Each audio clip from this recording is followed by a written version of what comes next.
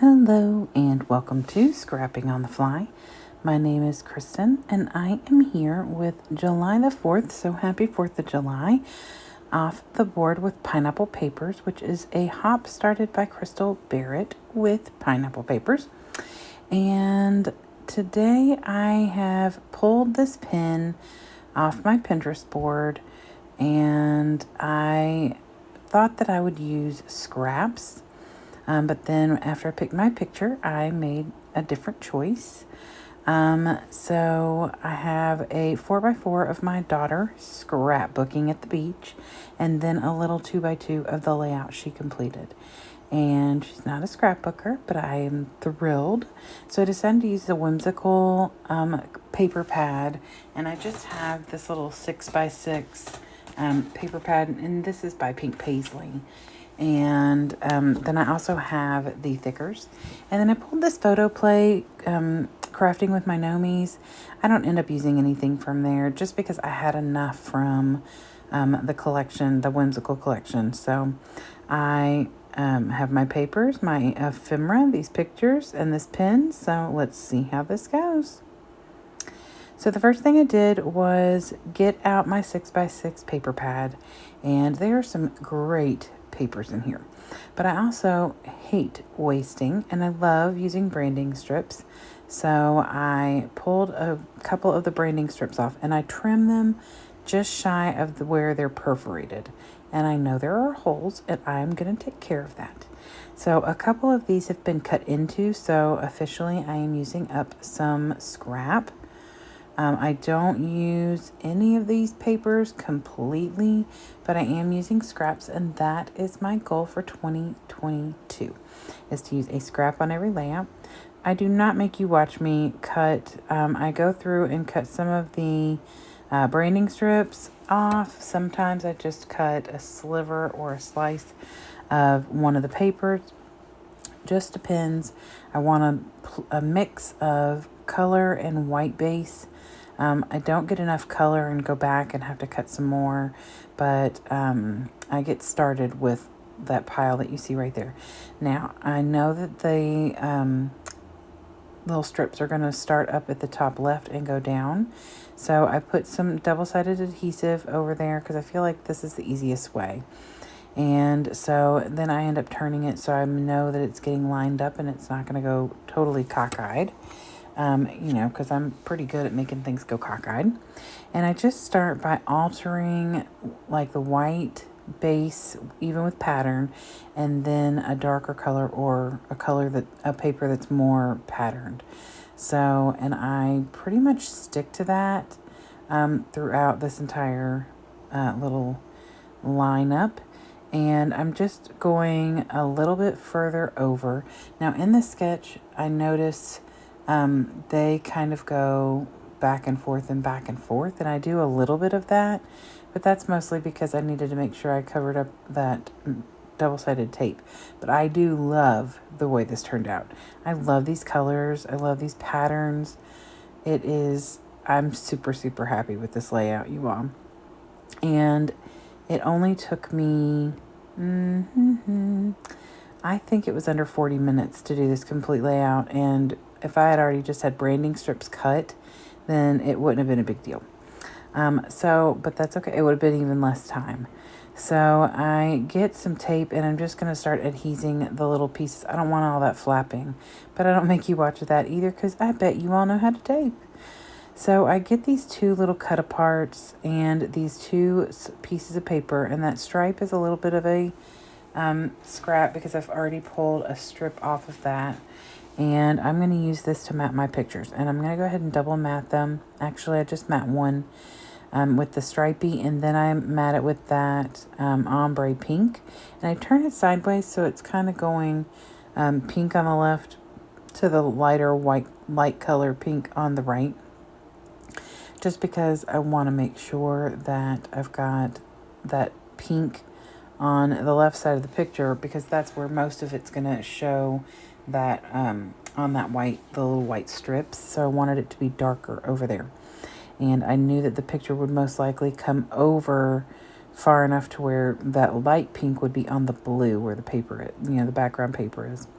And so I pull these two little 6x6 that have the little word phrases, and I cut a few of those off of there, and that is what you see over there in the bottom left corner. None of those are attached down. Those are going different places, but I wanted to get this little picture matted. And this little picture, like I said, is the layout my daughter completed. I had a few little pieces of scrap and one full piece of paper left in this little paper studio collection. And my daughter came and sat down, and I kind of jokingly said, "Here, make a layout." And she said, "Okay." So she did. So she does not scrapbook. She definitely has been a artistic guide for me and told me whether colors go together or not. She has a very good artistic eye. And one of these days I'm going to do a room tour once I get my room set up. And when I do, if you watch it, you will see some of her artwork, some of my favorite artwork she's ever done. Plus, if you watched my layout flip through for June, I documented the layout, the artwork that I'm talking about. It is a pastel that she created of a person. Anyway, you'll have to go check that out or wait for the room tour. So anyway, I have all these little word phrases, and they're single words or word phrases, and I decided I'm just going to kind of scatter them throughout where the strips of paper are. And they just say things like create, looking good, this happy life, love, artistic vision, you are the best, this happened, and make things. And then there's like a little speech bubble. That's what I have right there. And I fussy cut around it, and it says fantastic. And then this is where I wanted it. And after I put it down, and of course it's got Nuvo Deluxe on it. And after not too long, that is stuck. I hated the fact that there was that weird gap between the end of the strips and that little fantastic. I'm gonna fix that. I don't want you all to think that I leave that crazy hole. That I have covered the holes from the paper pad holes from where they're branding strips. So I didn't know if you noticed that, but I am pretty good about using that kind of stuff up because I do not like to waste. So I'm just using my Nuvo to get these down, and I put them in the crease or the seams where the papers are lying. And I really do love the way that they kind of add a little bit of different color to each of the areas. And just all the words are very fitting. There were a couple more I could have used, but I didn't have enough room. There was some on the thicker sheet I wanted to pull, but I can't put them all on one layout. Oh, well, I could. So then the last thing I wanted was this little piece that says, believe it and you will achieve it. And she was like, I do not know, I don't scrapbook. And I'm like, you can do it. She's like, okay. So she got it together, and her layout turned out really cute. She even did some kind of interesting tearing and things like that. So it was good. Okay, so here's how I'm fixing that little gap. There is a cloud that I put down there. I'm going to move that, but it is going to get covered. I want to pull in a little bit of floral, but not like a ton of floral. This layout, the colors from this pin on Pinterest are stunning. It's like that dark magenta, almost like what I have on mine in some of those strips, but then it's got like a purple and like a green and maybe black. And then the florals are just beautiful. It looks like Prima flowers or something. But that was not going to be what I wanted to use. And so I do pull that little yellow flower, and I kind of have it sitting over there next to the small picture. Because it's got like a little shelf there. And then this bigger floral that I put under the You Are the Best. And I think that that's kind of the nod to the florals that they have in this pin. On their layout. And so then I have that's where I put the flower down, and then I put a little heart at the bottom, right where the last two papers connect. I put a little heart, and it's got some stitching on it. And then I'm going to put this heart that I'm gluing right now. It's going to go on the top between the top two, pretty much in the same place as where I put the one in the bottom. And it's the same heart, but it has stitching on the opposite side. And I really do love that. It is more visible in person than it is right now in this on this video. Now, this is where I'm going to put this yellow cloud and then move the blue cloud over some so it's not like right on top. And then I look at it for a little while and decide I really do want to go ahead and bring in the third cloud. They are so cute. There's some clouds on that paper right next to that little third piece down is a little cloud paper. There's some clouds on the paper that has all the different crafting supplies.